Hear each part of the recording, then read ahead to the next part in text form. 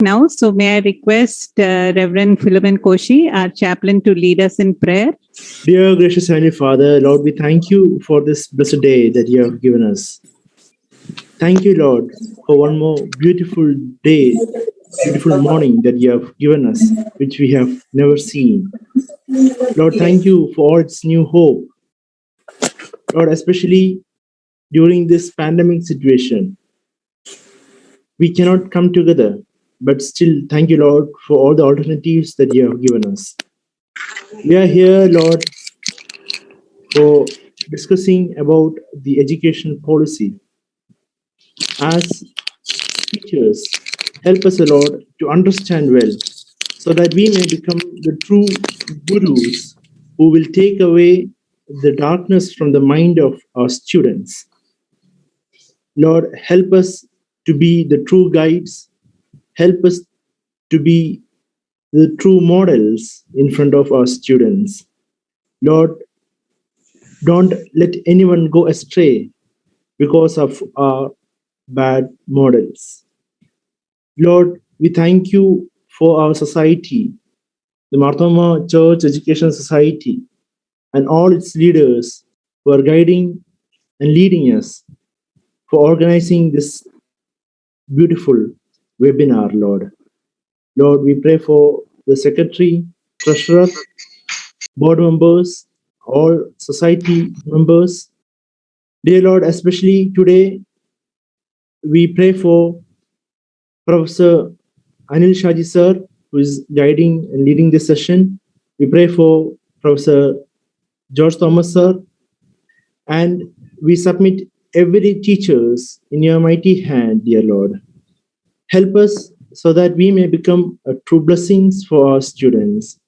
Help us to understand our limitations. Help us to understand our shortcomings so that we may guide them into your path, so that we both, our teacher and students, will be the followers of your Son. Lord, we submit this program in your mighty hand. Bless us. Take each one of us, use us for the glory of your kingdom. We make these supplications in the mighty name of your Son, our Lord and Savior Jesus Christ. Amen. Amen. May I now request our secretary, Dr. Rajan Verghese, to introduce, to welcome the gathering. Professor Dr. Anil Shaji, Professor Dr. George Thomas, members of the Executive Committee, society members, Philomen Koshi, principals, and their teachers. At the outset, I welcome all of you to this webinar organized by the Marthoma Church Educational Society. You may remember the seminar that we have conducted in 2019 on the draft National Education Policy. And it was led by Dr. Raghunath, Professor and Head of the Rajiv Gandhi National Institute of Youth Affairs, Government of India. Now, the National Education Policy 2020 is approved by the Union Cabinet on 29/7/2020, and it is in force now. Now, as you may know, the countries all over the world have realized the fact that human capital is the key to economic growth and development. Education enriches the quality of manpower. A few years back, World Bank conducted a study among 190 countries and realized that the physical capital contributed 16% of the national wealth, while natural resources contributed 20%, and the rest, 64%, is contributed by the human capital. In advanced countries, it is about 80%. The role of human capital is about 80%. This has led the countries to invest more on human capital than the other physical capital and natural resources. Now, the main aim of this national policy of 2020, which replaces the national policy of 1986 is to make our country first in the world in the field of education. Now, it aims at providing quality education to all, regardless of social and economic background, so that India may be made a global superpower by 2040. Now, the keynote address will be given by Dr. Shaji, and introduction is going to be given by Dr. George Thomas, and I'm not going to going too much inside into the national education policy because they are experts on in the field. My duty is to welcome all of you to this gathering, to this meeting. First of all, I welcome Professor Dr. Anil Shaji. He is the Professor and Dean of Academics of IISER. You may remember, so we have got a very close relation with IISER. Whenever they approach us, whenever the faculty members approach us for admission, we used to give them, and many of the faculty members are the parents of our institutions. And on behalf of the Martha Church Education Society and the teacher community, I welcome Dr. Anil Shaji to this webinar. I take this opportunity to welcome Dr. George Thomas. You all know Dr. George Thomas. He is part and parcel of our institutions in many respects. And I take this opportunity to welcome Dr. George Thomas to this meeting. Then I take this opportunity to welcome our chaplain, members of the executive committee, society members, principals, and teachers. Thank you. George Thomas. Dr. Rajan Verghese, Secretary, Mr. Matthew George, Treasurer, Reverend Philemon Koshi, Chaplain of St. Thomas Institutions, members of the Executive Committee and Society, teachers from all St. Thomas institutions, good morning. As Secretary has mentioned, the knowledge landscape of the world is undergoing a paradigm shift in structure and philosophy. The young people of our country are going to play an important role in the world. India is projected as the country with the highest population of young people in the world. Indeed, we will be the feeder for the professional and skilled manpower of the world in the next decade. With this objective of transforming India as a global knowledge power center, Government of India has brought a new education policy, which is abbreviated as NEP 2020 in July 2020. NEP demands significant changes from the way which we are practicing the education today. Under NEP 2020, our school education and teachers training program will be undergoing a drastic change in its structure. Professional colleges, such as engineering colleges, will have multiple entry and exit points with appropriate certification, and many things are there. Many states, including the neighboring state of Karnataka, has implemented it already, and CBSE and ICSE will be implementing it next coming years. Principals and teachers of our institution have to be educated with these changes, and I appreciate the initiative of the Secretary, Dr. Rajan Verghese, and Treasurer, Mr. Matthew George, for arranging such a program. Let me introduce the resource person of the day, Professor Anil Shaji, the Dean Academics of the Indian Institute of Science, Education and Research, Thiruvananthapuram. Anil had his early education in Trivandrum, Thiruvananthapuram. He was a state rank holder in SSLC and then shifted to ICSE, which is not normal, and again remained as the topper of ICSE. He completed his BSc in Physics and BSc in Physics from University College and MSc from IIT Madras, both in first rank. And then he moved to US. He did his PhD from the University of Texas, Austin, with a very famous scientist we all know, would have got a Nobel Prize, Professor, he missed a Nobel Prize, Professor E.C. Sudarshan. He's again from Kerala on open quantum systems and quantum information systems, which is again very relevant today. It is becoming very important today. He did his postdoc from the University of Mexico and working under in the area of information physics. Then he joined IISER Thiruvananthapuram as an assistant professor in 2009, in June 2009, and then become associate professor in September 2014. And in January 2020, he became a full professor. Anil is a highly talented person with multifaceted skills. He is a mesmeric teacher in the classroom, great orator. He is a scholar and a creative thinker. He has played a significant role in building IISER Thiruvananthapuram. He has an artistic mind and he is good in design. Probably he has inherited from his father, Shaji Karun, Mr. Shaji Karun, who is again known to all of as a director, a famous director. With this short introduction, may I now request Anil Shaji to deliver this talk on salient features of NEP 2020. Also, may I request all participants to mute their mic. To Anil Shaji. Thank you, Professor George Thomas, and thank you for all the organizers and office bearers of the society for giving this opportunity to talk to you about the National Education Policy 2020.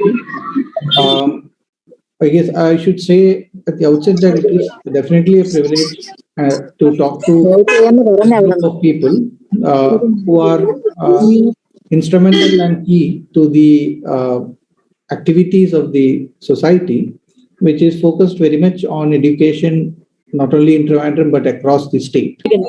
So the real transformative power that is embodied and that the transformative potential that is embodied in the national education policy ultimately gets realized through the people who are gathered here and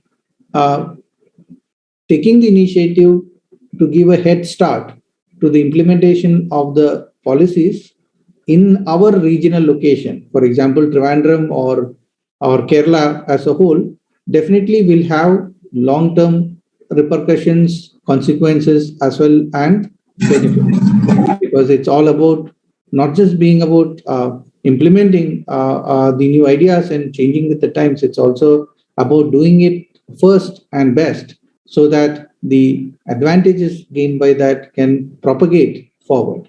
So to get an opportunity to talk to a group of people who do wield that sort of a transformative power is definitely a privilege, and I thank everybody involved for this opportunity.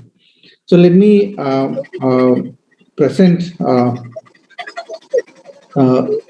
make a presentation. Probably, I think I believe the host should probably allow me to do the sharing, because as of now it is not allowing me to share the presentation. Susan, can you allow the sharing part? Because she has I'll just try to get it to be shared. Okay. And also, I request all of them. I see a large number of people have not muted their mic. I request all of them to mute the mic. I believe for Zoom, the easiest way is to just make me also co-host. That will allow sharing. Yeah, I would suggest the host can mute everybody except Anil Shaji. That's another way, or Anil can be made as a co-host. No, co-host for presentation. That's it. Okay. And another, I guess, before we start, I should say that I have placed some slides along the way for questions. And also, if you have questions, please do. Two options are there. You can, of course, ask during that intervals where I have put in a slide for questions. The other option is, of course, to type it in the chat box so that I can see it, or Professor George Thomas or anybody of the organizers could point me to the question as and when it comes. Let's see. You got the sharing rights? No. Sharing rights.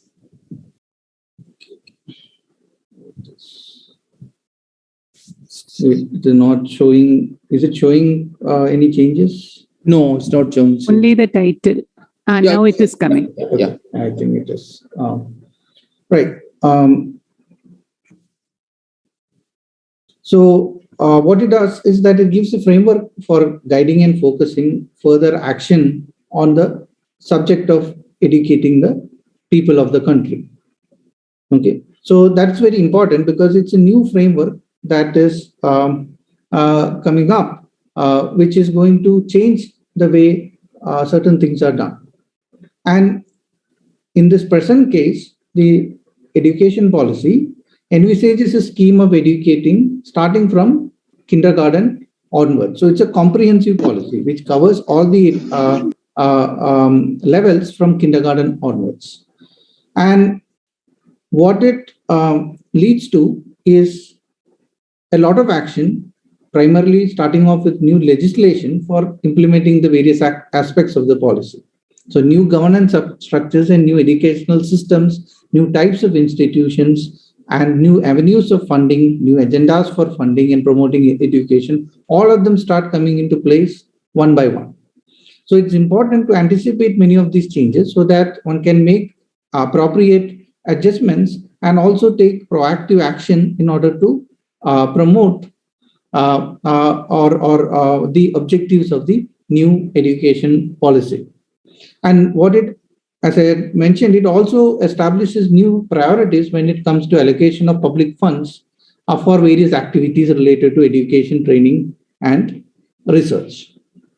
To put and of course, the key aim is to continue the development and upliftment of the population as a whole. That is what the whole purpose of the education policy really is. So, right. So, okay. So, this is just to recording in progress.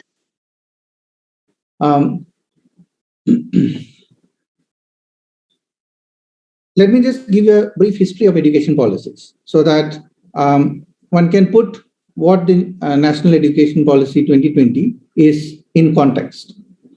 So this is, many of them are mentioned in the preamble to the the education policy itself. But if you take a brief history of education policies, one can see that the large kingdoms of pre-British India had a certain level of, or rather remarkable level of enlightened policies when it came to education, which had led to the development of our ancient universities from Nalanda to Takshashila to various schools of education in Kerala, in various places like the pre-British schools of mathematics, which flourished especially in Kerala and close by areas. These all required the patronage of the state or the king or the kingdom to some extent to achieve whatever they had achieved. It turns out, or if you look at history a little bit, in the couple of centuries prior to British occupation, Indian education systems became predominantly religion-oriented, primarily under the Mughal Empire and various other, and as probably a reaction to many of this. And it was not really in favor of universal education. Now, one could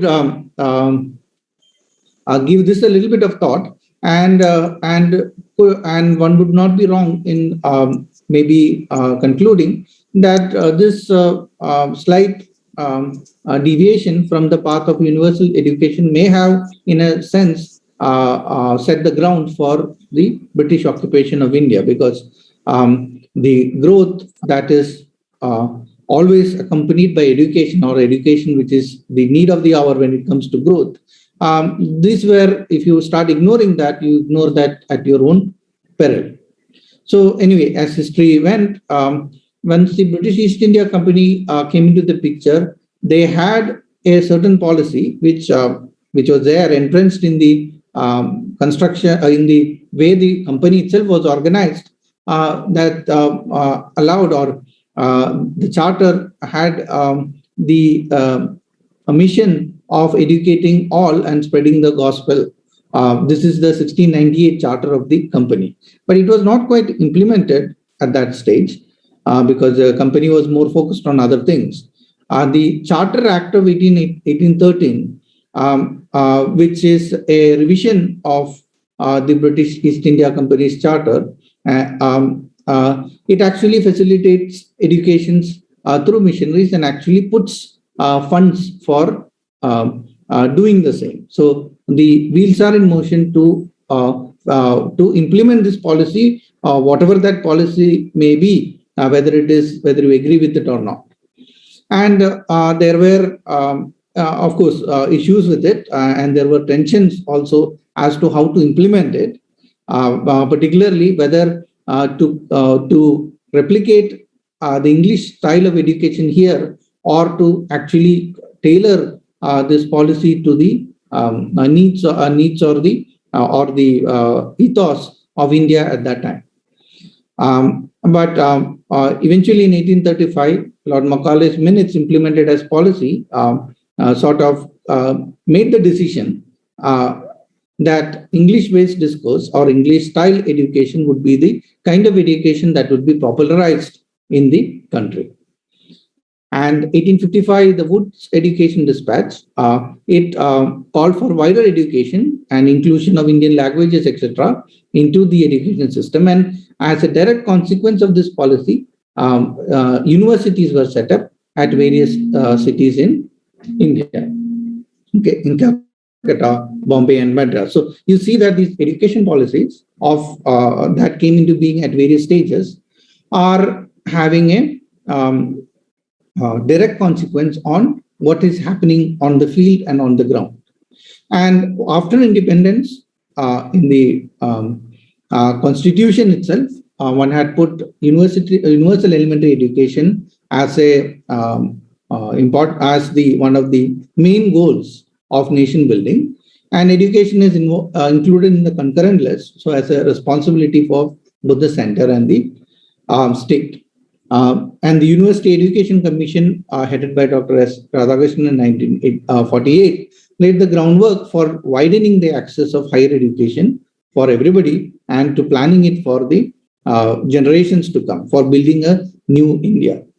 The Secondary Education Commission, led by Dr. Mudaliar, made several practical suggestions for improving high schools around the country, and the Kothari Commission led to the policy in 1968, where it recognized that the destiny of India is being shaped in the classroom. And it also recognized that in a world based on science and technology, it's education that determines the level of prosperity, welfare, and security of the people. As Dr. Rajan was mentioning earlier, the GDP of the developed nations are very much now controlled or dominated by human capital. And I guess a different way of saying this is that a few years back, not too long back, it was recognized that the most valuable commodity in the world was no longer oil, but it was actually data. Okay, and who handles data, who creates data, who is the subject of the data? It is humans and human capital. So that is, in other stark terms, a transition to a knowledge-based economy. So in 68, compulsory education for children ages 6 to 14 was envisioned. However, we all know that it still has not really reached that stage. And this policy also set aside the target of spending 6% of the GDP for education.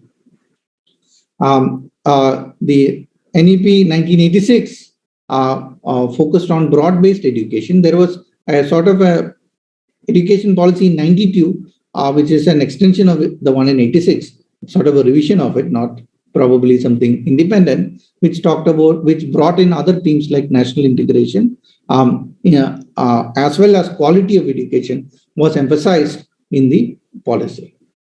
Right. So this is a brief history of how things are. Okay. Now, as an aside, just to keep things interesting during a talk which is dominated by sort of factual details, I thought I will occasionally quote from Sir Ken Robinson, who is a rather well-known educationalist in England, and he has several TED Talks and others available in YouTube and various forums, which are very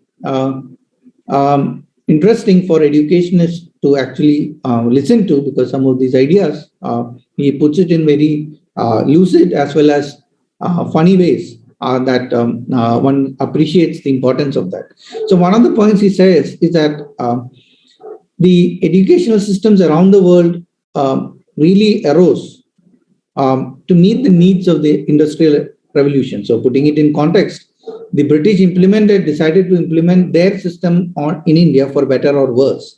And that system itself was really in response to the needs of the industrial revolution, to create a large population of trained workers to feed the industrial machine.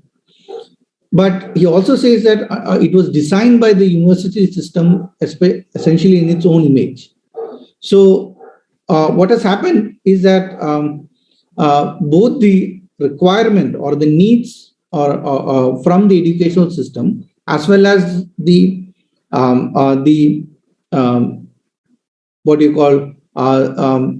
the inadequacies of its design are often catching up with us, and sometimes they are catching up with us very fast.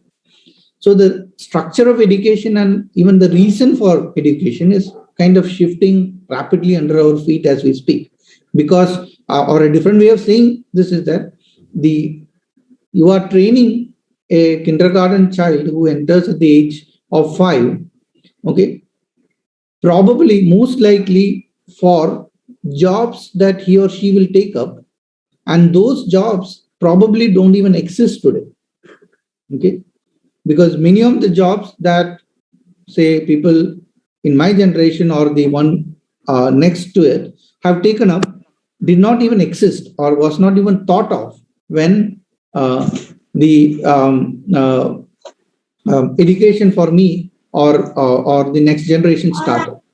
So we essentially have to plan for a bunch of scenarios for which we don't even know what it is going to be or what it will be. Right? So how do we address that problem? And this is a theme that appears very much in the National Education Policy 2020. Okay, so this is the actual document, National Education Policy 2020, the cover of it, just for your information. This is available from the ministry website. It's available on the web at various forms. So I'll briefly go through the fundamental guiding principles. These are all just taken from the policy document with a few comments here and there from me. Right, so what are the fundamental guiding principles? So as I said about the comment from Sir Robinson, because we are trying to train people for jobs that possibly don't even exist today, it is found, so the policy says that flexibility is one of the key guiding principles for the implementation. So it allows the learners to choose their own learning trajectories as well as programs. So they can choose their own paths in life according to their talents and interests. That's one of the key guiding principles, so that they can themselves identify and maybe in some scenarios create for themselves the jobs of tomorrow. And how do you implement it? The plans involve putting more emphasis on a choice-based credit system, not just in higher education, but also propagating downwards towards secondary education and lower. Then making semesters, quarters, and other smaller modules part of the system, which will give you greater flexibility, because you can teach a much more focused subject for a shorter amount of time. And because you are doing it for a shorter amount of time, you can cover or offer programs or teaching or courses in a wider variety of subjects. The other focus is on incorporating art, sports, and other activities through various clubs and other forms into the mainstream curriculum at all levels. Because like there was this joke going around in WhatsApp after our gold medal in the Olympics. There were a lot of parents trying to see if they can enroll their kids in training camps for javelin throw, right? So, but what it means is that the aspirations of the students and parents can or should be allowed to become more and more diverse, involving more and more career trajectories and paths. And the education system should allow that flexibility for them to take up those different career paths. Okay. Incidentally, whatever is there in the bottom of my slides in blue are quotes from Ken Robinson, because I like many of the things that he said. So these are not really related to the NEP, but somehow connected. For example, he says that there isn't a educational system in the world that basically only teaches dance to children every day, just as we teach mathematics. And he asked the question, why?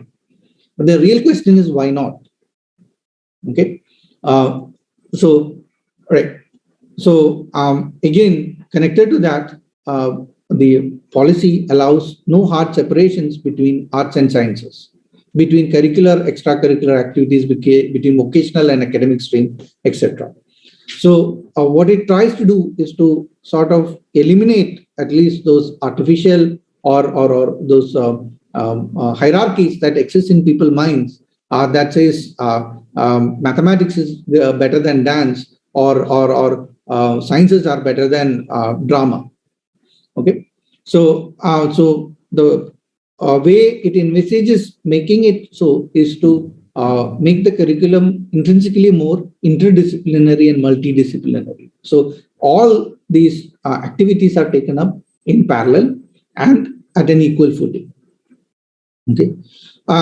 Continuing with that theme, it emphasizes multidisciplinary and a holistic education across sciences, social sciences. So I just did a word count on the document, and the word holistic appears in that policy more than 40 times, and multidisciplinary appears more than 60 times. So that's just to underline the emphasis that the policy places on these two aspects of education. And again, coming to the point of preparing people for tomorrow's jobs, which may not exist today, the focus is very much on learning to learn. So irrespective of what point in time you put the person in and what the social context is, what the hot jobs of that time are, if you have the ability to learn new things, and if you have learned how to learn new things quickly and efficiently, then one can adapt and have a more full life doing and adapting to the world as it changes in ways that makes the person also happy, the person also satisfied. Right. So there is very concrete suggestions on changing the emphasis to conceptual understanding than rote learning, and to promote creativity and critical thinking. And also there is a focus on formative assessment for learning rather than summative assessment, which is also an important point, wherein assessment or tests or quizzes or exams are no longer to judge the standard or level of the student, but as much as doing that, or along with doing that, or maybe more than doing that, what it is intended to do is to give a feedback to the student, okay, on how she or he is performing. And that feedback is to help the student improve rather than criticize the person for not doing well or not doing getting up to some mark. Okay, so some imaginary score or level. So formative assessment becomes the focus of the policy. So, and right, again, Ken Robinson says that if somebody from another planet looks at our educational system, it seems like the only purpose of doing it is to produce more university professors like me and maybe Professor George Thomas. But really, that's not the point. That's not an ideal that one should, the educational system really should be going for, because we do need our dancers and actors and singers and athletes and artists and historians and writers and so on, just as much as we need any of these other scientists and engineers and doctors and so on. Okay, right. So, and it also aims to have a unified synergetic curriculum across all levels, and higher education institution have to be mindful of these changes that are going to happen to the input that is coming to them. right? And even schools will have, as I will mention, will have to be mindful of this. And the policy does strive to put the focus back on teachers and faculty as the heart of the learning process, and offers a variety of suggestions as well as policy directives on the nature of recruitment, their development, and their working environment, service conditions, and so on. So it aims to re-establish teachers as the most respected and essential members of our society. Not just to make the teachers themselves happy, but also to make sure that some of the best, some of them are also attracted to this profession, which has long-term implications on how the society progresses and develops. Right? Right. We'll talk about these points a little bit later. Also, on focus is outstanding research. It also the policies sets up a new mechanism for funding research, especially in colleges and even schools, in the form of the National Research Foundations. So this would be a good point to pause for questions, because I talked about the thrust of the policy. So if there are any questions or comments, and wherever there are questions or comments, I thought I'll advertise the pretty pictures of our campus at IISER Trivandrum, so that you can encourage bright students our way to come our way. So are there any questions or comments? Can I ask a question? Can you hear me? Yes.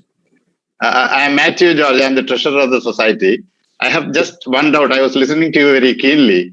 And thank you. It is an enlightening talk. I think many will be benefited by this. My question is about the future jobs. You said that things are fast changing, and we should plan for a scenario that which we really do not know. And this question is addressed in the national education policy. Yes. See, I think 1,000 years back it was different, because we know what is going to happen in another 50 years, and mankind at that time knew very well. Yes. But now, every day the changes are, yes, that is at a lot of speed it is happening. Yes. So nobody knows how the world will look like in after 50 years. So physically, how will you translate into, workable terms? We all know that should be... that is what the policy also says, that the emphasis is on teaching the students how to learn. So far, the emphasis has been very much on learning a set amount of content. So once you are somehow able to learn the content, whichever manner, mugging or copying or I don't know, putting using mnemonics or shorthands or going to tuition, whatever, as long as you are able to learn the content, the system was happy. But that is going to fail. That's already failing, because if you do not have the student, if the student is unable to learn new things, by the time he or she graduates with all this knowledge that he or she has so-called learned, that knowledge is very likely useless, because a different paradigm has occurred. So it's the ability to learn rapidly, efficiently, and the interest to learn that really becomes key. And as you see more and more, those are the kind of people who pursue their interest, go their own way, create their own jobs in a sense, that becomes successful. So how do we transform the entire process so that the focus is on learning how to learn? Exactly. But my question is whether, solidly, whether they have worked out a really practical plan, how this learning to learn will be translated in practical forms. Yeah, I know. Theoretically, it is fine. That conceptual clarity, creativity, all those things are needed, and only how to learn we are going to teach. But how exactly it will be translated in universities or schools at college levels or school levels? Because the main concrete suggestion, which I'll come to in a second when I progress this, is about reducing the content. Right. That's fine. Thank you very much. It was good. Okay. Right. So to go ahead. So this, of course, is the, we'll now talk about changes at the school level. The main change or the most manifest change that's going to happen is the age-old 10+2 system is going to be replaced by a new structure. a new structure which is 5 plus 3 plus 3 plus 4. Okay, so that is the main change that's going to come up. Right, I'm sorry, there is some other thing coming in. Anyway, doesn't matter. So experimental training or hands-on training, which is integrated with sports and arts, is what is really envisioned for the first 3 segments at least. And content heavy and in-depth becomes a purview on classes in 9 through 12 only. And again, the focus is on giving a wider choice of subjects, okay, not the standard set, so that people can choose to learn what they want to learn. Okay, and a new curricular framework for school education called NCFSG is to be framed. NCRT, I believe, is working on it. Recently, also our new Education Minister Dharmendra Pradhan on NCRT's one of their annual things. He had mentioned this, that they were working on coming up with this new curricular framework, which will form the basis for adaptation of the same at the state level and below. Okay, so right. I got some scribbling on top of the screen. I think I don't know where it came from. It's not from. Let me see if I can get rid of it. Okay, doesn't matter. Let it be there. I don't know where it came from. So just to be the steps that are going on, the steps that are there. Okay. I think somebody is accidentally annotating on top of the screen, but it doesn't matter. So the emphasis starts in early childhood care and education. So these are the policy recognizes that 85% of the development of a person's brain takes place before the age of 6 and puts emphasis on ECCE. And the main 2 targets are, of course, 100% gross enrollment ratio, which we have not still achieved even after 70 plus years after independence. So GR of 100% by 2030, and also to ensure that children are school ready by grade 1. So and the training or the training to be school ready is planned through a flexible, multifaceted, play-based, activity-based, and inquiry-based learning. So a sub-framework for the national curriculum framework, which is focused on early childhood care and education, is also being developed parallelly, which will have more concrete suggestions and requirements for the early childhood care and development, and also for what kind of training should the teachers have in order to be able to deliver quality ECCE. And various regulations on what kind of trained people should be present are also in the works from what I understand. Right. At the higher level, as I had said, there is the formulation of a comprehensive national curricular framework, and its emphasis is on reduction in content and to focus on constructive rather than rote learning, so that only the key concepts are to be learned. And these new textbooks, which will reflect this new reduction in content, is to be created in consultation with all the state and central agencies. And the textbooks are to be made in all regional languages. And states are to formulate their own specific curricula, because education is a concurrent subject. So states have to formulate it based on this one. That's what the policy envisions. And in fact, it mentions very clearly also that significant effort is to be made by all concerned to reduce the weight of the kids' school bags. So that's actually nationally mandated policy as per the NEP 2020. Okay. So the curriculum and pedagogy are going to be modulated or modified to fit the 5+3+3+4 design.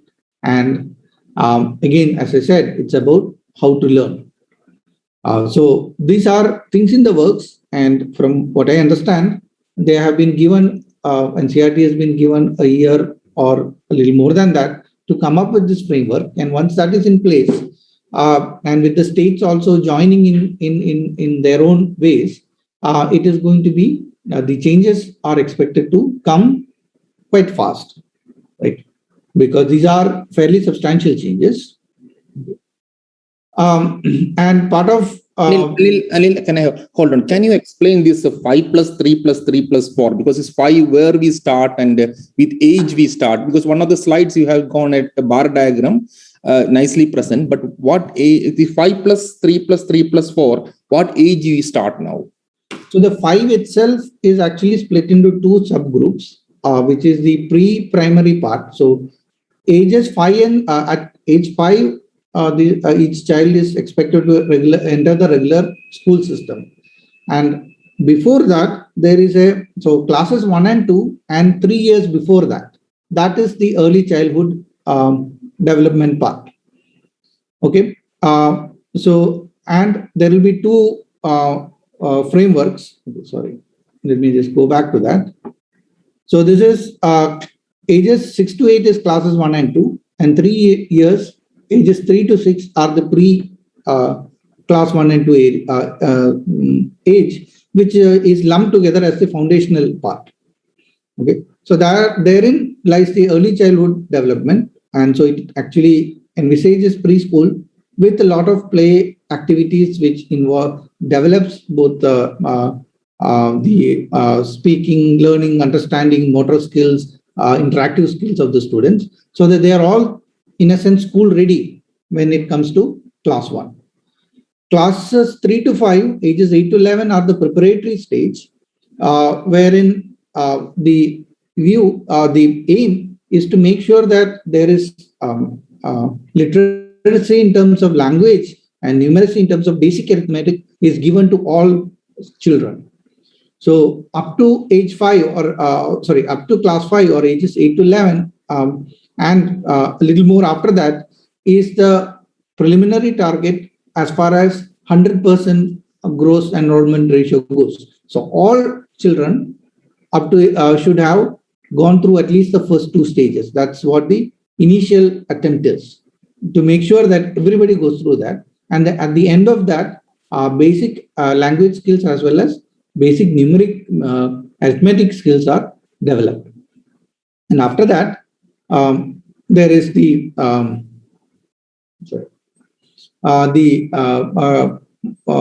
next 2 stages, middle and secondary stages, where a wider variety of subjects are introduced, more abstract concepts are introduced, and in the secondary stage, more in-depth and specialized subjects are introduced. So that's sort of the picture that is presented in the policy. Okay. So, so this we had gone through, and some of the elements of how to is integration with arts. So some of the concepts actually being conveyed through in an art integrated manner and sports integrated manner, right? So when you are, I guess when you are in the field throwing a cricket ball, it would be nice if the teacher would point out the relevance of equations of motion when you actually throw the ball, or the parabolic trajectory when you actually throw the ball. So integrating with that will, I'm sure, make a better impact on the students' understanding. But I'm not sure that's exactly what it's implemented. That's just my version of it, part of it as a physics teacher and physicist. Right. But the policy does talk about removing the distinction between curricular, extracurricular, co-curricular, art, science, humanities, etc., and make all of them available on the same palette to the students so that they can pick and choose to their liking with a certain amount of flexibility. And keeping them on the same platform or automatically or is definitely the first step in removing these artificial hierarchies that people have in their minds of science being more sought after than humanities and so on and so forth. Okay. And specifically things like coding to be introduced in the middle stage. And there is a hands-on course that is envisaged in the middle level, classes 6 through 8, where the students actually each student spends 10 days or more actually learning a trade or a craft like carpentry or electric work or metal work from a so-called resident expert or a visiting teacher. So it's really envisioned as a bagless week or bagless period, wherein the students engage in actually learning a trade of this kind or getting introduced to a trade of this kind. So that's a very specific suggestion given in the policy document itself. Right, and as I had mentioned before, there are substantial changes in the school level exams also planned. So to rather than judging the students, the exams are to be made into a feedback mechanism, which will tell the student where her or his weaknesses are and also lead to improvement in the same. And high stakes exams there is a thrust to reduce that, so that there will be a test that you can take or multiple tests you can take, but you can take it multiple times. So there is the single chance and then everything goes. The high stakes are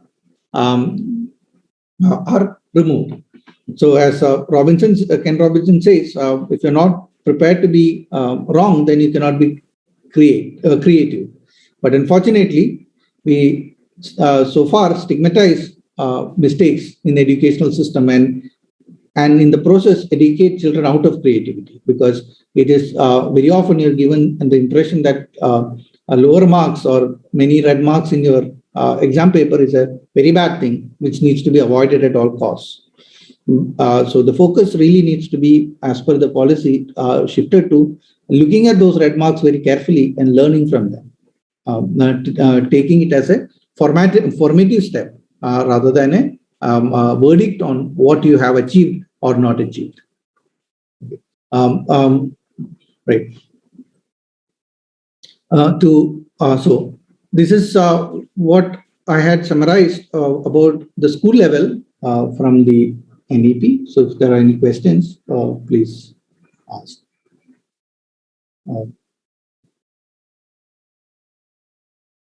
Right.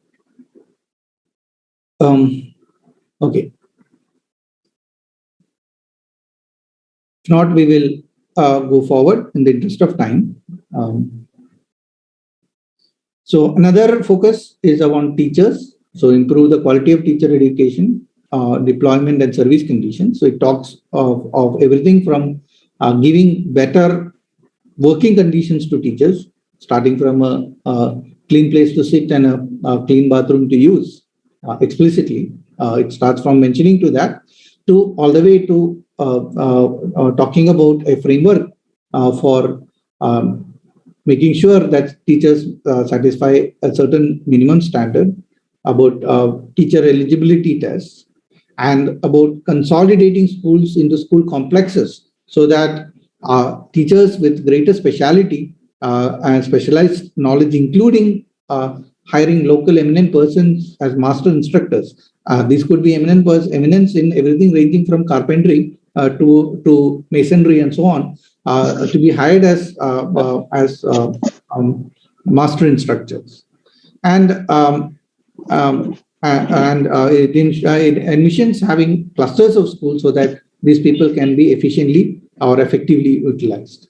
And national professional standards for teachers, as per the policy, is supposed to be developed by 2022. I'm not really aware of what the status of those are. Another. Yes, sir. So, is there a question?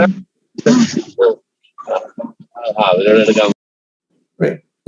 So another thing that is mentioned is the elimination of standalone B.Ed courses to the extent possible by 2030, and moving teacher education into multidisciplinary colleges and universities as a 4-year integrated B.Ed.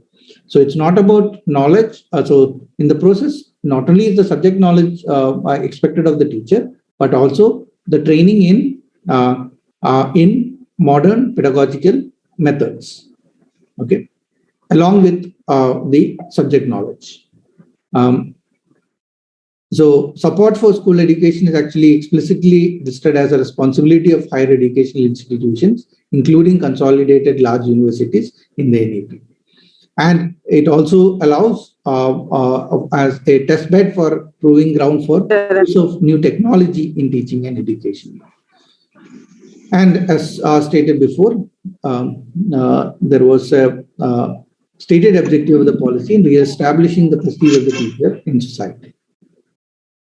Okay, and there is also talk about standards and accreditation, not only for teachers, but also for the schools as a whole. Therein, there are a lot of statements which represent a significant departure from existing policy.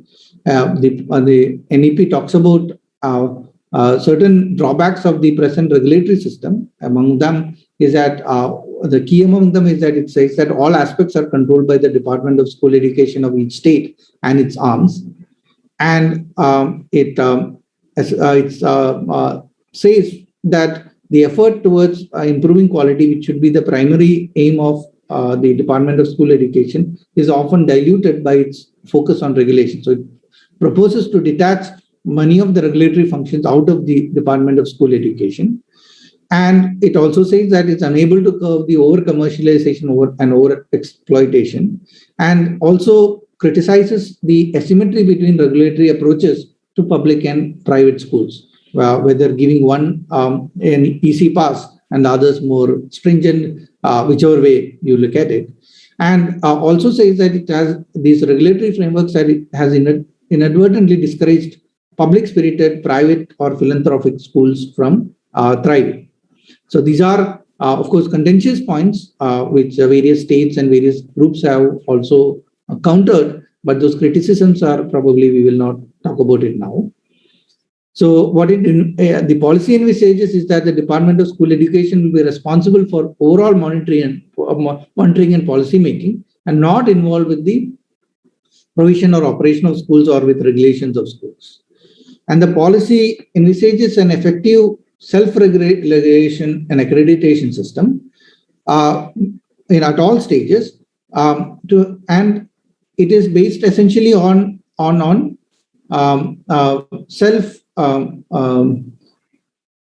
publicizing or putting in the public domain the capacities, capabilities, and the infrastructure available with each school, so that it's open to scrutiny, and in that sense it's self-regulated.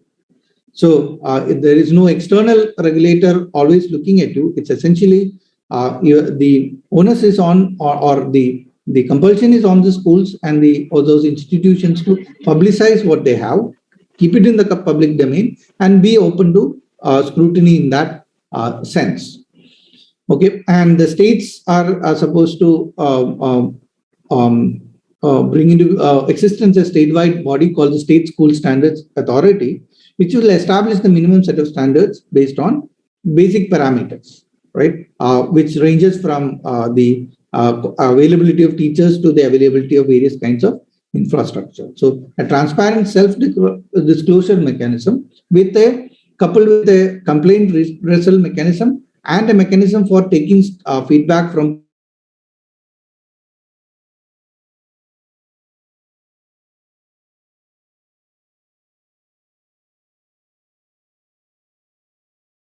academic standards, of course, will be decided by the SCRT as before. And there are many proposals for curbing over-commercialization. So, and it also says that all education institutions should be held to similar standards of audit and disclosure, and public and private schools should be assessed and accredited on the same criteria. And the regulatory scheme should encourage private philanthropic efforts in education rather than constrain them. These are the other things mentioned. And to sort of have a health checkup of the system periodically, a sample-based national achievement survey is also of student learning levels is proposed under a new assessment center called PARAG, which I guess a little while back the PM had announced the creation of. Okay. So that's about teachers and regulation. So if there are any questions or comments, please do ask.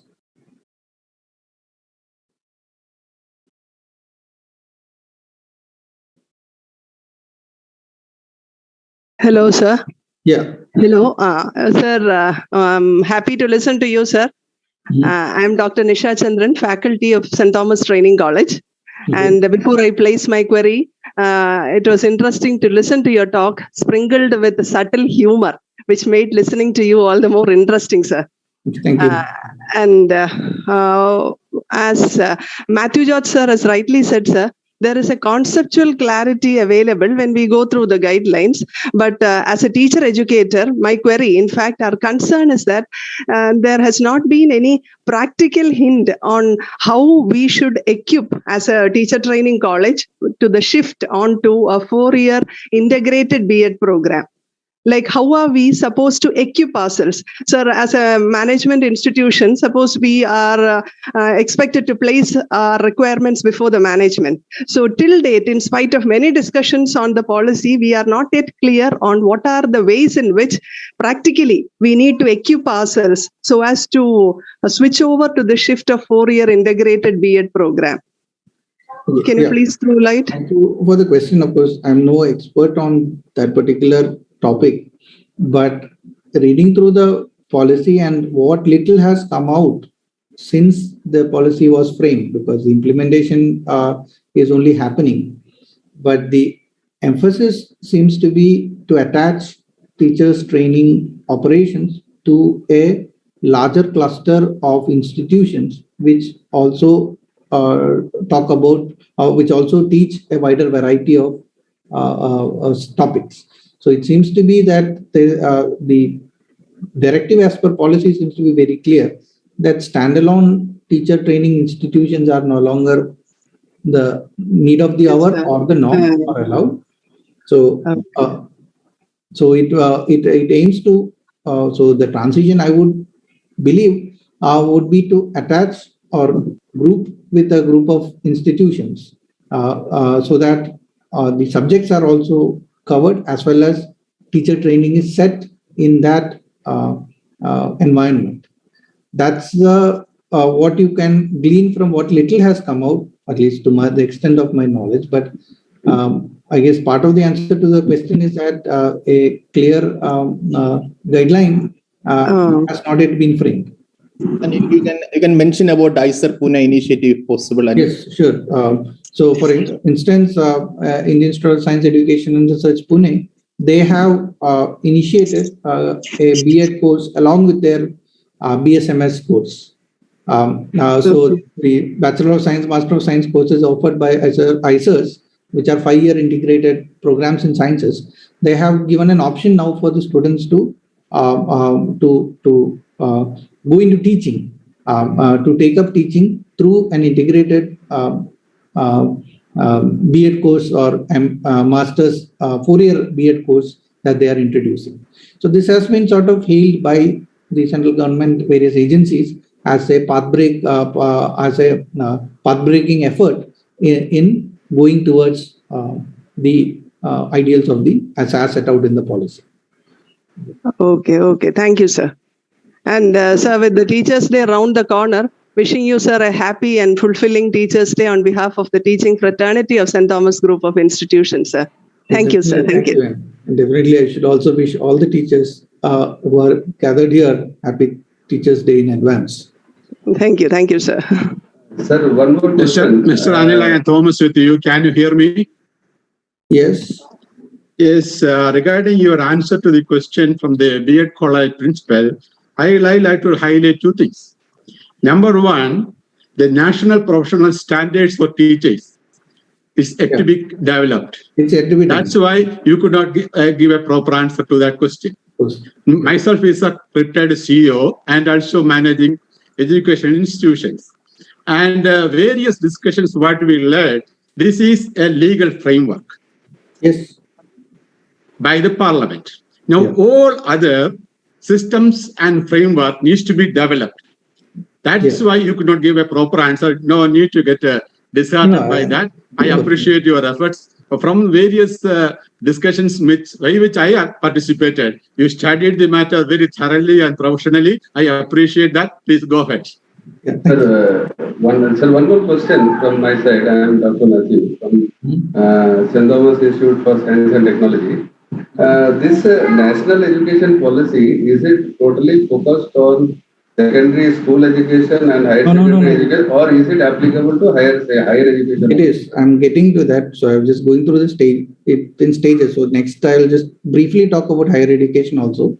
But since this talk was tailored for St. Thomas Educational Society, and I guess being having studied school at Trivandrum, I associate, of course, St. Thomas name with school. So I focus more on the school part. I'll just get to the higher education part.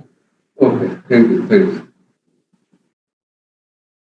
Okay, so coming directly to that, higher education, the policy recognizes it as the basis for knowledge creation and innovation, contributing to a growing national economy. Probably the only real means of growing the economy at rates that will catapult the country to a leadership position. No other avenue seems to be really there, except educating the and skilling the people of the country, improving the human capital. Okay, so right, that is the statement from NEP. So the NEP lists several challenges in the present higher education system. It, according to the policy makers, a fragmented higher education is a disadvantage now. While this fragmentation, in a sense, was actually allowed or promoted by the previous policy with the aim of making sure that you've got as widespread education as possible. Now the policy is of the opinion that this has to be consolidated. So standalone institutions with small number of students have to be selected against, and one has to move towards large multidisciplinary universities. Okay, and these are, of course, things that are common to school and higher education in terms of less emphasis on cognitive skills and learning outcomes were there, which has to be removed by making UG education more multidisciplinary. There is a rigid separation of disciplines which has to be discouraged, and for the new policy. So there is a revamping of curriculum, pedagogy, and assessment required. And the limited access to socially disadvantaged sections has to be addressed in terms of, and these are the means that they are proposing for addressing those.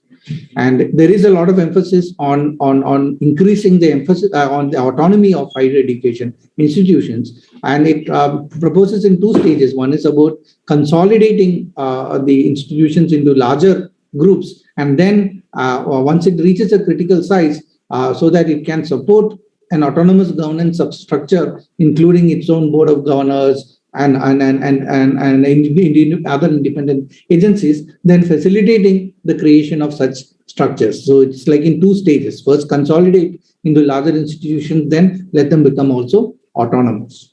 And it also talks about putting merit back into the focus when it comes to faculty progression. We have taken a page from that with the leadership from Professor George Thomas and transformed our faculty recruitment stage at the entry stage into a tenure track kind of system at IISER Trivandrum, wherein you really have to perform in order to get to the next stage and not just hang around for 6 years and get promoted.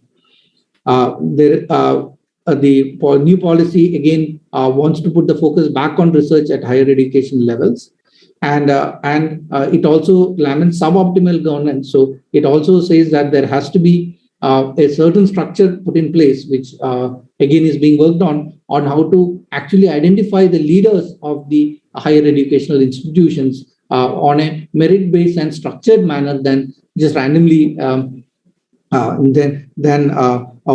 the view of one committee or the other in appointing these leaders of the higher educational institutions.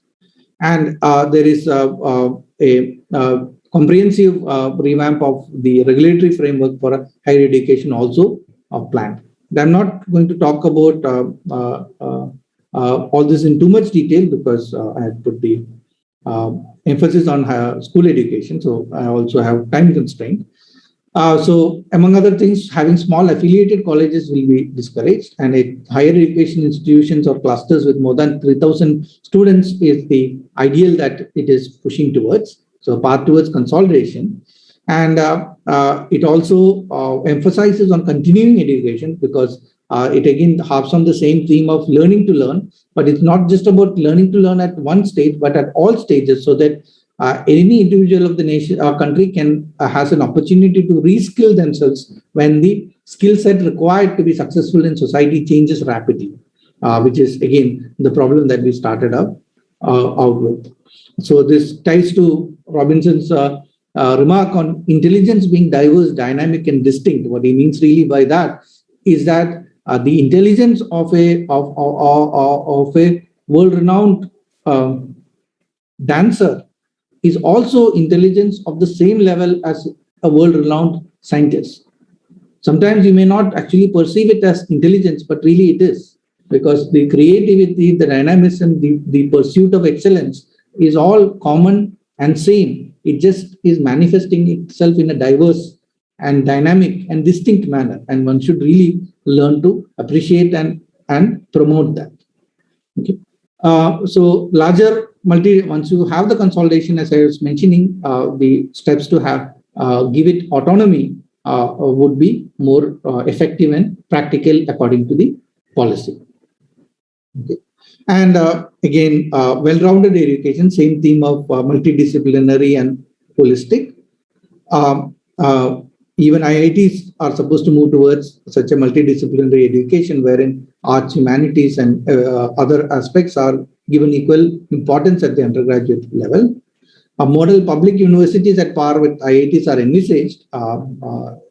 And also another main thing that comes up in higher education is the flexibility to learn different amounts of things and get a certificate or a diploma or a bachelor's degree or an honors degree or a master's degree, and exit the program with a certain amount of knowledge and certification, so that you can do other things and maybe even come back later. So it's a flexible mechanism that way, because if you take 1 year of undergraduate, not only can you exit with a certificate, you get a certification in some skill, but also the credits that you get, the courses that you have taken, you can bank those credits and keep it in reserve, so that you can come back later and continue your education in a flexible manner into the second year or the third year, and accumulate the credits towards a bachelor's degree or a master's degree, or however you want to. Anil, Anil, can you tell this shift from the 3 year to the 4 year, which is yeah, definitely. Thank you, Professor Thomas. So one of the main points there is that the standard bachelor's degree is envisaged now to be 4 year degree. There are these degrees that come in before. The 3 year degree is not completely forsaken, but it is a sort of put in. It is not favored. But once the existence of a 4 year bachelor's degree comes into play in the sciences, as it already exists as far as BTech and all that goes. Once it comes into play, the students will have the ability, for example, to pursue PhD directly after the bachelor's degree. And the word that is used in NEB for that preferred type of bachelor's degree is a multidisciplinary bachelor's degree. So it's not just on one subject, but there is a certain amount of exposure to other subjects, which in a sense is what institutions like IISER were set up to do even before this policy came into place, wherein all of our students have to learn maths, physics, biology, and chemistry, and data science and programming for the first 2 years before they are able to specialize. And even in that specialization step, they will have to take minor courses in other subjects, so that after 4 years, the total coursework is multidisciplinary in that sense. And the policy validates this approach that was already taken by, say, IISER 10 years before, by saying that this is the preferred kind of degree across the board as far as undergraduate education is concerned. And with an extra year of essentially research and research training, a master's become possible. Another important thing is that the MPhil degree is phased out completely, so that it is 4-year undergraduate or 5-year masters, and then you go on to higher education, like higher steps like PhD and so on directly.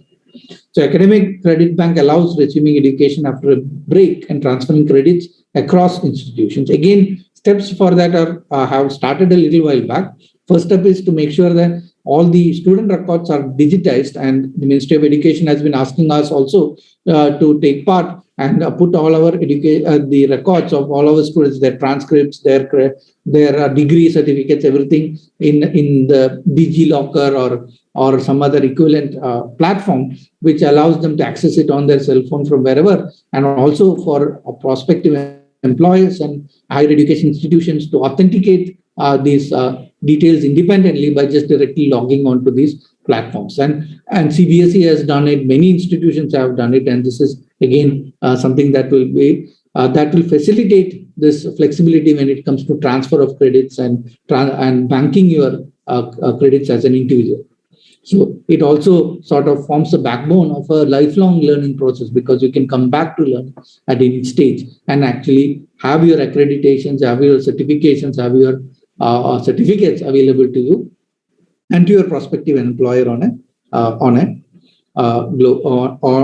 electronic and easily accessible platform. Another focus is on internationalization of education. Specifically, it talks about higher education, but school education will also be not too far. So Indian institutions, higher education institutions will be allowed to set up campuses abroad, and foreign universities with some selection will be allowed to come in to the country, and credit transfer across such institutions will be facilitated. So these are some of the internationalization goals so that in the process of developing our own human capital, you actually allow people from elsewhere to come here. And education as a market also is something quite important globally, because again, if you view it from the fact that data is the most valuable commodity on earth, then education becomes one of the most valuable training processes in the world. So even that aspect is given a due consideration in the policy. And regulatory framework, I'm not going to talk too much about it, but there is a revamp in the works, which splits the concentrated regulation again in the hands of UGC or AICTE. It splits into different functions and different empowered bodies to do each of these functions, so that as per the policy, the idea is to do it well. Okay, each of these specific jobs well, rather than combining it all into one umbrella. Curiously enough, professional education per se is not given too much space in terms of paragraphs in the policy, because probably it is a well-established and thriving field, and probably the policymakers did not want to tweak it too much. And anyway, it's a 4-year degree typically. But the only statement really is that, again, the professional education should be integrated into this cluster mode, where it actually coexists with institutions giving general education and other forms of education, so that students can have the option of going across these disciplines and learning interdisciplinary as well as holistic manner. And there is some emphasis on agricultural education also. So so as I said, not much is said about technical education per se in the policy, except a line or two. The implementation status, which is a comment that we had mentioned earlier, as of now. So the Ministry of Education has identified 181 distinct tasks to be completed for implementation, and they are quite seriously pursuing all of it. Okay, 3 states as of today, Madhya Pradesh, Karnataka, and Gujarat, have committed to the implementation. For instance, Gujarat is planning to set up or initiated setup of a college complex as a pilot project, which contains institutions teaching general sciences to engineering to law and various other fields, so that this cluster can be set up. The credit bank system, as I had mentioned, is being set up. Okay. Kerala has also had a committee to look into the NEP, which gave its report, I think, in November of 2020. So, of course, in this context of that, we should also recognize that while these are policy directives, there has been criticism of the same also that you can also look up. We don't have time to discuss that in detail. It's ranging from removing the autonomy of the states when it comes to primary education, or seeing it as an effort to undermine that autonomy, and whether and also another criticism is that it doesn't really talk about how much funds and effort the government will commit to in terms of making these objectives possible, or is it actually expecting as it says, the private philanthropic sector to actually start taking a much larger role in shaping the education system of the country. So that's not clear, and there has been some criticism of that part. And there are a few other critiques that have been raised against the policy. And of course, and there have been also in the implementation, there has been certain clarifications already based on ground realities. For instance, a lot of emphasis has been placed on teaching in the mother tongue for the first up to 6th standard or 8th standard or so in the policy. But later it was clarified that that's just a directive, and English medium education will not be dismantled as a consequence of this directive. So that was one of the clarifications that was recently issued. So these processes are slowly gathering steam, and as with all such processes, initially you have to push very hard to make things started, but once it starts rolling, it will pick up its own momentum, and things are expected to start changing exponentially. And whenever, as a physicist, if you say, whenever you have exponential or rapidly changing processes, if you make a small change or a small adjustment or a small innovation initially, that can multiply very fast. It's like investing in the right stocks in the stock market. If you invest a small amount of money in the right stock, it could grow exponentially.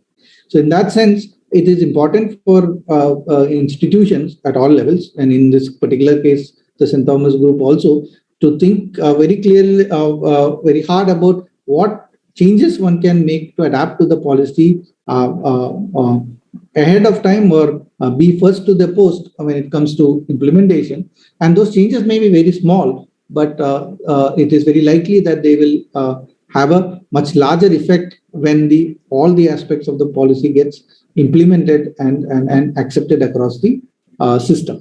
So with that, I would thank you for your attention, and apologize for the overstepping my time. Thank you, and happy to answer any questions or comments are definitely welcome.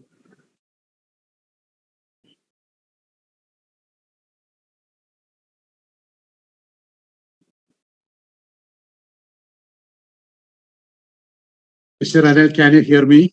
Yes. Anil, I appreciate you for your good efforts. Excellent. But I'd like to add a few more points related to this. The objective of this policy, in fact, is aiming to make India a global study destination.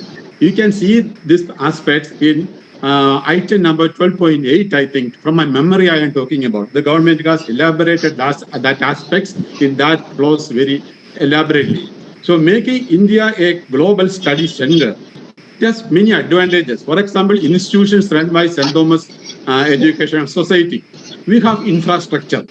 So such institution will not be affected at all. Our students are far better than the average level. So the standards required already may be achieved by institutions like St. Thomas schools and other institutions. And you understand that international schools, we have many international schools. Last 2-3 years, I had the opportunity to develop a good curriculum for an international school. And we have most of these educational institutions, international schools, they are already equipped with new policy. But when we go further into the details of the text, we can see that some institutions, for example, IIT Kanpur or IIT Roorkee, those professors did a lot of work for this project. I can understand this from my personal experience with the IIT Roorkee professors because they have integrated courses. There are many integrated courses in many institutions, but the integrated courses provided by IIT Roorkee is far excellent. For some of our best civil engineers working in the North India, they are from IIT Roorkee. Similarly, the University of Pennsylvania, they are providing similar education. So this concept is not for 1 year, 2 year, 10-year period. This is to achieve a goal by approximately 2030 or beyond. So there is no need for panic for any institutions in India, particularly in Kerala. Our education system will be more strengthened and it will be beneficial for the students. So I will highly appreciate Mr. Anil. Also appreciate this fact, highlighted this fact, India will be projected as a global study center. Now our best students are going to Western countries, particularly in America or in UK, and in future, our best students can be accommodated and they will be received a much better opportunity. It appears to me that is the primary objective of this education policy. Thank you, Mr. Anil, for all your excellent inputs into this. I highly appreciate and I am very thankful to you. Thank you. Thank you.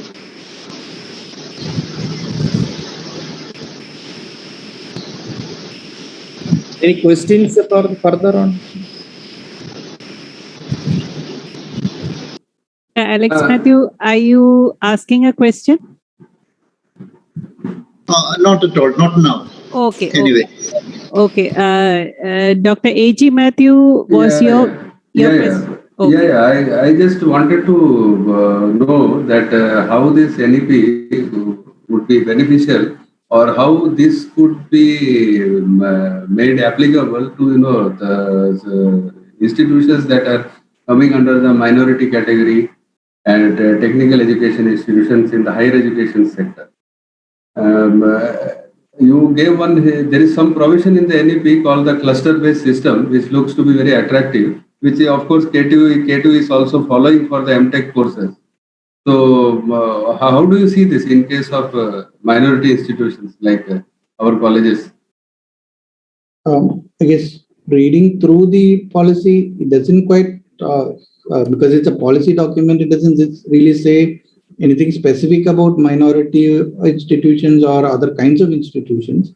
I guess those details are going to be in the implementation part, but definitely, as you said, the thrust is towards consolidating higher education into larger clusters, which to some extent is already exists in many of these institutions run by groups like St. Thomas Group and others. So it gives a certain framework for that. But more importantly, I would say that what it also then allows you, the policy is supposed to allow you, is to let actually students go across these individual institutions in the cluster and take courses more flexibility, and also have teachers also go across institutions of this cluster so that their expertise can be used more efficiently rather than sort of putting them into individual containers within each sub-institution in the cluster. It envisages a more what do you call a unified working progress, and then with respect to the governance, it talks very specifically that once a cluster is of a certain size, there must be mechanisms to give a certain degree of autonomy to the cluster, and defining the various governance bodies like board of governors and so on. And as far as accreditation and as far as validation is concerned, again, for these clusters, the same kind of thing as imagined in the high school cases given, where transparent self-disclosure is the main means in which the standards and the quality and the accreditation is maintained. And there are, of course, whenever there is a freedom of that kind, there will be a stick also behind it, saying that if you misrepresent your capabilities and capacities as an institution or group of institutions, then there will be a penalty also to be paid. But so you have to represent it accurately. And as far as higher educational institutions is concerned, it also explicitly asks for each such cluster to come up with a master plan, a institution development plan specifically, which will serve, as I mentioned earlier, it will serve the interests and the strategic growth of the institute over a period of next 20 to 30 or more years. So that's all I could glean as far as these kind of clusters that are kind of already there, but where the policy says it should go, in which direction it should go. Anil, can you throw some light into this cluster? Because many people ask me about this cluster. Because if suppose a college of about 1,000 students are only there, they might have to merge with another because there's no clarity on it. No, if you know anything regarding this. No. So, sir, just I would like to clarify. If you just observe what this Kerala Technological University is following in the case of MTech courses, they have formed clusters across Kerala. One is Trivandrum cluster, then next is the Kollam cluster, then Cheganur cluster, and so on. Okay, they have implemented this system perfectly, and it is working excellently. The number of grievances and complaints are very minimal or negligible, and that should be taken as a benchmark. It is my suggestion, my personal opinion. It may not be applicable to all. However, this one system is existing in Kerala, and it is being practiced in a very good way. And we are part of that. That is why I just brought it forward to this discussion. I guess all I can say on that, comment on that, is that is not, at least in my understanding, that's not quite the kind of cluster that's envisioned in the policy, because that is actually a single discipline cluster. It's a cluster of technical institutions only. What is thought about in the cluster is, as like the Gujarat pilot project, for example, it has an engineering institution, it has a law academy, it has a science college, it has maybe an agricultural college or something else. Teacher training college, of course, attached to the cluster.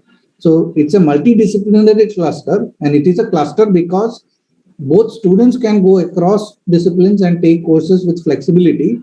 It allows that. So even within when you're learning engineering BTech, you still have the ability to go over to the liberal arts college ideally and take a course in philosophy or German, or for that matter, whatever else that takes your fancy. So the flexible curriculum should allow that also. Specifically in the case of school clusters, it also envisions in the higher case also, but not very practical. But having specialized the expertise of specialized teachers to be also shared across institutions. So that's only comment I can say, that it's not a cluster of institutions doing kind of the same thing, but actually it is thrust towards multidisciplinary. Yeah, it's a wider cluster. And the multidisciplinarity is important part. Yeah. Wider all-inclusive cluster. But I guess to me the more attractive part is that once it allows, at least in paper, for a autonomous governance structure. So that is once such a thing is can be set up. One of the things, Anil, I want to comment on it, but I like very much in this proposal, the NEP 2020, is the transfer of credit. For example, somebody is doing a BTech. In the end of the second year, he feels that I'm not fit for this one. It's not my cup of tea, and I want to go back to science. Whatever he learned in the mathematics, physics, chemistry, he can take the credits and can join in the third year in the BSc or the undergraduate program. This is a great thing actually, because usually in our current system, he loses 2 years. And yes, go back. So this is practiced in the Western world, in the European world, but not in India, because he has to start from scratch again. So this allows, this is great actually. And the framework for that, of course, is going to take time.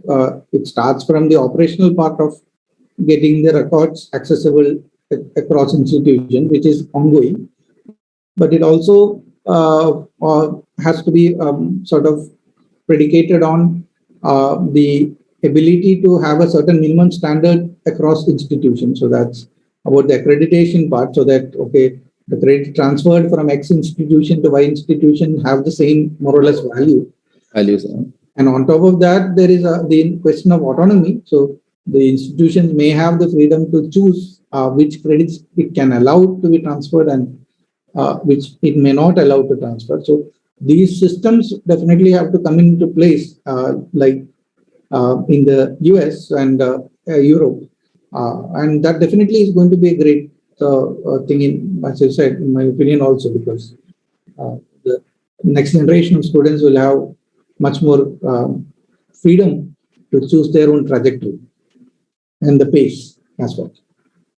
I think this session has been an eye-opener to most of us who are listening to this. And I don't want to restrict the questions. If anybody has any more questions, you all can always email it to us in our office email ID, which we can always ask Dr. Anil or Dr. Josh Thomas to handle it. Both Dr. Josh Thomas and Dr. Anil have been our resource persons, and we can approach them at any time. So I would still ask the faculty to continue their thoughts on this. And if there are any clarifications required, please send it to us by email, and we will send it to both Dr. Anil and Dr. George Thomas.